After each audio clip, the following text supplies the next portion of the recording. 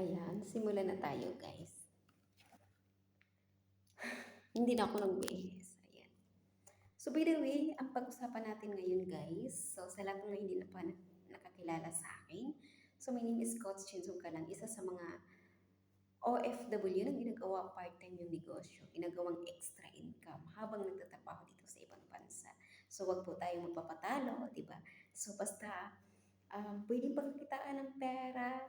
So, basta mabuti at nakakatulong tayo. So, kukulang. Tuloy-tuloy lang natin yung ginagawa natin. So, ngayon guys, ang pag-usapan naman natin is about sa investment. So, bakit investment? Ayan. So, bago ko ituloy, kailangan po, thank you very much sa lahat ng mga nag-like, nag-share, sumusuporta sa video natin, nagsasubscribe. So, pakiclick nyo naman yung notification bell para updated po kayo sa lahat ng mga i-upload ko sa next video. So, thank you very much. Kasi bilang OFW, so kaya minsan lang po kami makapag-upload ng video or makagawa ng video kasi nga po, minsan pagod na, hindi na kaya, di ba? Itutulog na lang. Good news ngayon, nagkaroon ako ng ganitong konting oras, 2 oras, 2 araw to. Nagbabakasyon yung amo ko. Ayan, so medyo nagkaroon ako ng konting oras bukas na naman, di ba? Ayan, so maraming salamat, alhamdulillah. Minsan, ang sarap sa pakiramdam, kahit konting oras, magagawa natin yung isang bagay na pwedeng makatulong sa atin. Ayan. So, investment guys. So, bakit investment? So, ano ang kagandahan sa investment?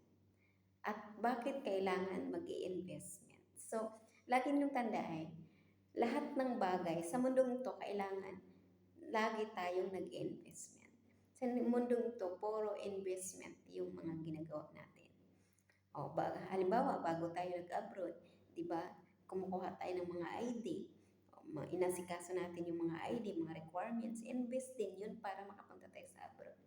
Halimbawa, dyan sa Pilipinas, di ba bago ka naghanap ng trabaho, invest din yun kasi pag naghanap ka ng trabaho, di ba, nag-i-effort ka talaga na masahe kung saan, na masahe ka kung saan saan.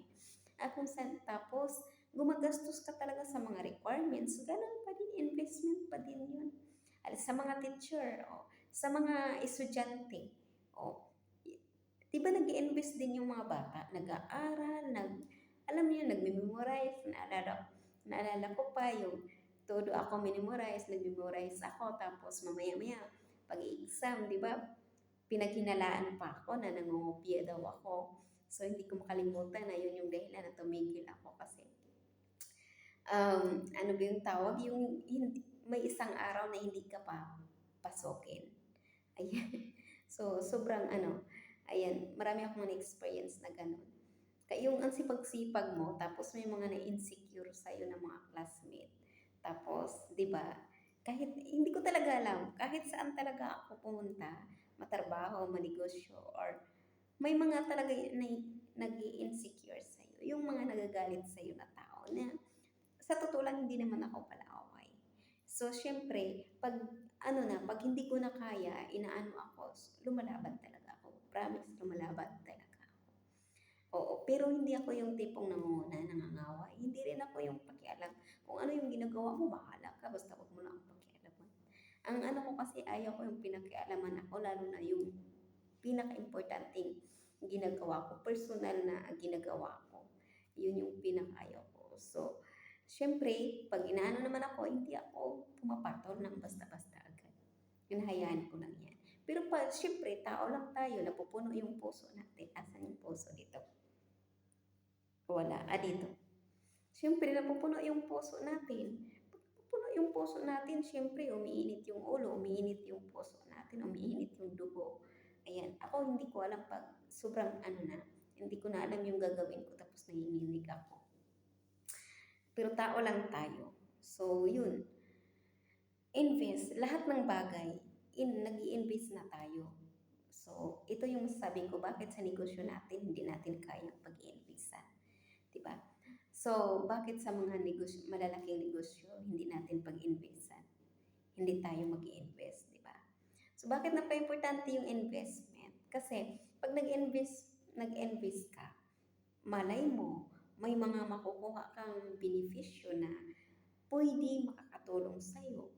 O, kagaya ng mga estudyante, nung nag-aaral pa lang tayo, di ba? So, todo nag-aaral tayo. O, pagdating sa eskwelahan, o, nakakuha ka ng magandang, grades. O, walang pagkakaiba, ganun din. Yun yung kagandahan pag nag-invest ka. So, sa mga empleyado, sa mga nag-OFW na lang ako, example, hindi na example kasi ako talaga experience. So, bago ako pumunta dito, nag-i-invest ako. Galing sa, naalala ko, pumunta ako dito, wala man talaga akong kapirang-pera, wala akong kaalam-alam. Mahihain pa talaga ako. Galing sa Mindanao, nag-invest na ako, pumunta ng Manila. O bakit ako galing sa Mindanao, pumunta ng Manila? Para ma-experience ko ano kayang feeling ng papunta ng Manila. Diba? Ano kayang pakiramdam pag nandun na ako? Ano kayang trabaho na maibigay sa akin? Ano kayang yung expect mo na maganda na pwede makakatulong sa'yo? So, yun yung kaganahan. Importante na mag-invest tayo. Huwag kang matakot. Huwag kang, alam mo yun? Kasi pag nag-invest ka, alam mo yung, yung makikita mo yung, yung pwedeng mangyayari. O kaya napaka-importante, o. Pagkatapos, napunta ko sa Manila, ang dami kong mga na-experience. Grabe, ilang beses ako nawawala. O di ba, pabalik-balik. O, ilang beses ako naglalakad na lang ako. Di ba? So, pagdating ng Manila, ang dami kong experience. Kung makakausap mo ako, yung personal, ang dami kong pwedeng ikikwento. Ayan. Nung pagdating ng Manila, nag-invest naman ako pumunta ng abroad. Oh. So, pagdating dito, good news, di ba? Ang laki ng naitulong sa pagiging OFW ko. Ang laki ng naitulong sa pamilya ko, sa kapwa ko, sa sarili ko. Ang laki ng naitulong, promise. Kaya napakasarap na pag may nag-share sa'yo, manegosyo o mga opportunity, kahit anong klaseng opportunity, huwag kang matakot mag-invest. Subukan mo, gawin mo, kasi malay mo, itong opportunity na to, ito yung makapagbago ng buhay mo. Malay mo, itong opportunity na to, dito ka makakuha na magkakaroon ka ng idea, wow, buti na lang ito, sinubukan ko kasi ito na ako ngayon. Iba na yung buhay ko ngayon. Iba na yung oh. Parang ako, nung pumasok ako sa negosyo, nag-start ako, nag-invest ako. Good news, ngayon gumagamit pa rin ako ng produkto. Nagpapasalamat ako kasi hanggang ngayon, kanina kausap ko yung mama ko. Oh, di ba? Nandun pa yung papa ko. Oh, papa ko 80 years old na, 2015 yan, nung nag-start.